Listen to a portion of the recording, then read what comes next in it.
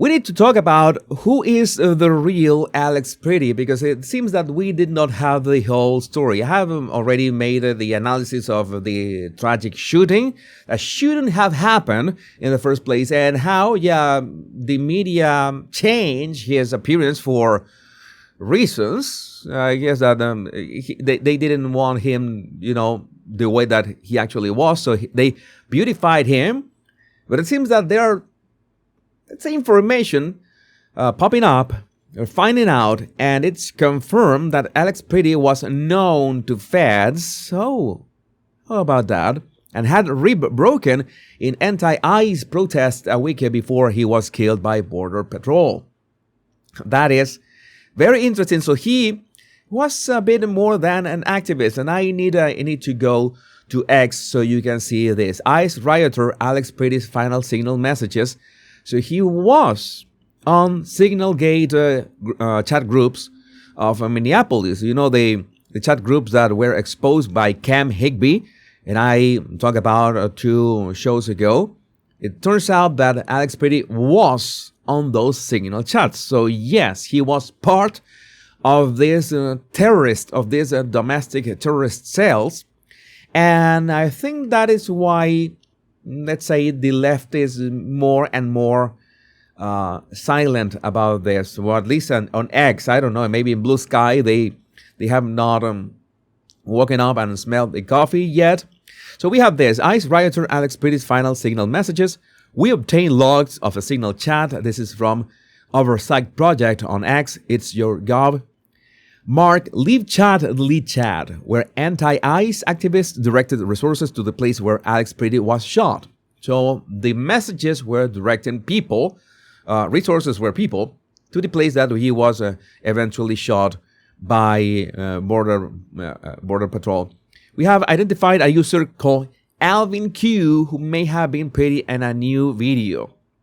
In this chat, coordinators like user Salacious B. Crumb spot and direct resources to thwart ICE's enforcement efforts. They dox and follow ICE vehicles. Alright? At 8:47 CST, user Alvin Q responds to Salacious B. Crumb, and he, quote-unquote, will update on the location of a suspected ICE vehicle that is about 8 blocks from where the shooting occurred about 15 minutes later. 8 blocks, 15 minutes, that checks out.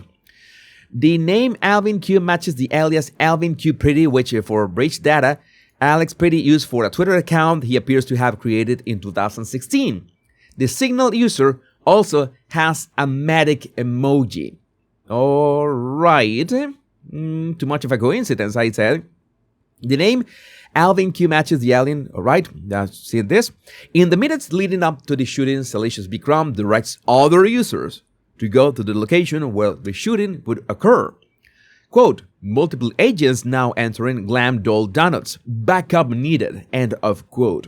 One activist inside of the donut shop shares a video of the shop owners locking ICE out. One of the officers featured in the video, wearing a gray coat, appears to have been involved in the attempted arrest of Pretti. Okay, we see that.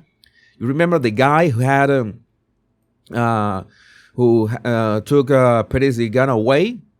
I always name him Gray in the analysis. There he is. I think that is this guy. I'm pretty sure it's this guy. So yeah, it's like they locked the no donuts for you. We're gonna lock up the donut shop, and we're gonna cooperate with this anti-ICE. I think that they should be investigated as well.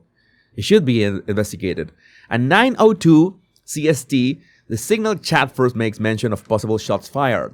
The user Alvin Q does not reappear in the chat. To summarize, Pretti previously used the alias Alvin Q Pretti on an X account. Alvin Q says he's near the location of shooting about 15 minutes before incident and is texting about ICE movements. Alvin Q's emoji indicates a medical role and does not text again after shooting. Again, you can't make this up, or you can make this coincidences. The Signal messages show that these anti-ICE movements are highly organized and communicate detailed tactical information in real time. To be clear, we are not asserting that Pretti is confirmed to be the user Alvin Q.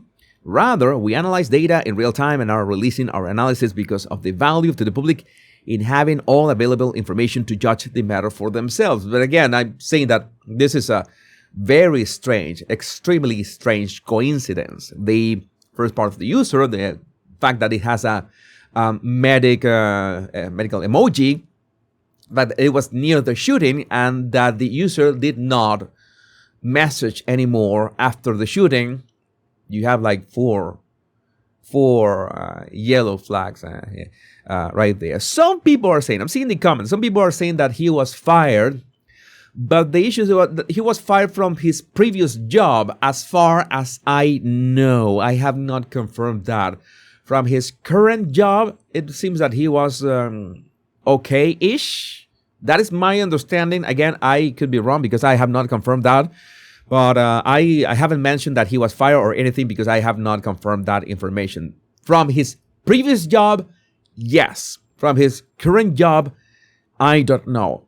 Now, Trump had his own words about Alex Pretti, that he shouldn't have been carrying a gun. And this might surprise the Second Amendment fans, including myself.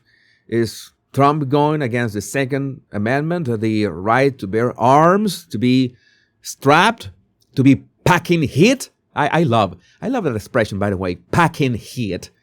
You know, that if I lived in the United States, I would be carrying a couple of golden Desert Eagles. That would be the most impractical thing in the world. But how cool would I look?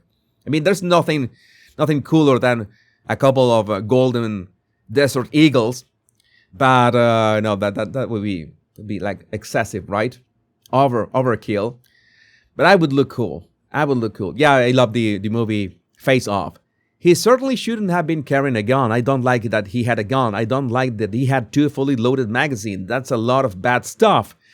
And yes, so many people, some conservatives said that it is normal to have a gun on you, even if you are going to a protest, quote unquote, which we already know that he was not a regular protester, and having 1 or 2 magazines, right? One number that's bad? Can you tell? Is there one number that's bad? There's not one. Do you agree with the assessment from some of your own officials that Alex Pretti is a domestic terrorist or an assassin? Well, I haven't heard that, but certainly he shouldn't have been carrying a gun. But hey, look, bottom line, everybody in this room, we view that as a very unfortunate incident, okay? Right. Everyone, unless you're a stupid person.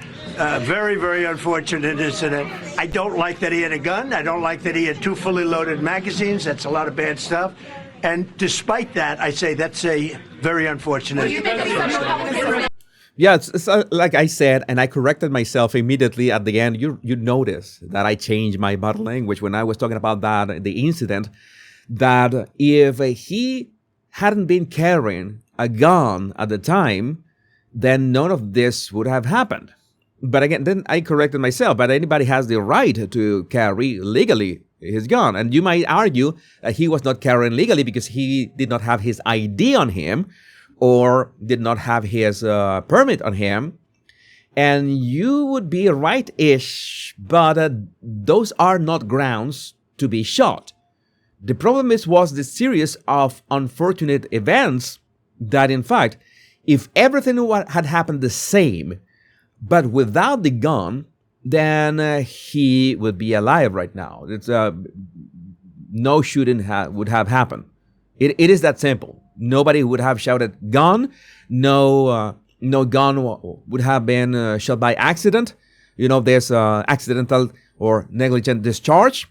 6 hour seems to be, and Trump already destroyed 6 hours, saying that these are very dangerous guns. I think that I don't know. These people are in shambles right now. And people need to understand that these guns seem to do this spontaneously. So stay safe. Update on Alex Pretti. It seems that there were 2 officers who fired their weapons. I just saw one, the officer in green. And according to an initial Department of Homeland Security reviewed by CNN, it seems that 2 Border Patrol officers fired their own weapons during the encounter after an agent reportedly yelled, "He's got a gun." So it was 2. We know that there were 2 officers with their guns up at the end of the shooting. After the final shots were fired, we saw 2 of them, but the quality of the video is so bad that we can't make any of that. So that's important. I don't know if the 2 Border Patrol officers, it means the one who had the negligent discharge and the one who actively shot at Pretti. We don't know if they mean that. I guess that we will have to wait for some the development of this investigation to find out.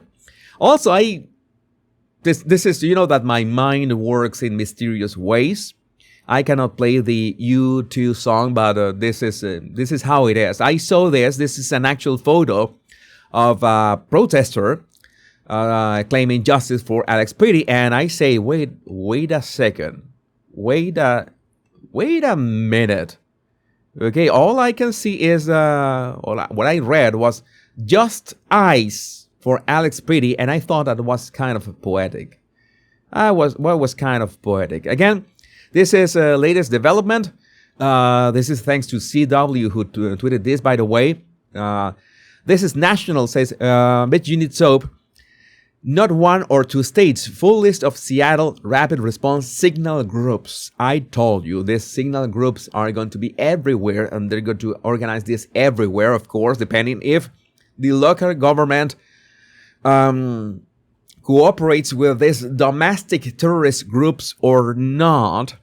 And it seems that they are getting this cooperation from the local government in Minneapolis and Minnesota. Seems that no more. Seems that Tom Homan came here. Seems that Trump wants to get things right. But again, let me know what you think about this in the comments. I hope that this all this violence just ends, and yeah, the people who have to be deported are deported, and cities are safe. Cities are safe. This is the single most important thing: the safety of everyone. But let me know what do you think about this in the comments. My name is Jesus Enrique Rosas. I'm the Power Pundit. Much love and bliss.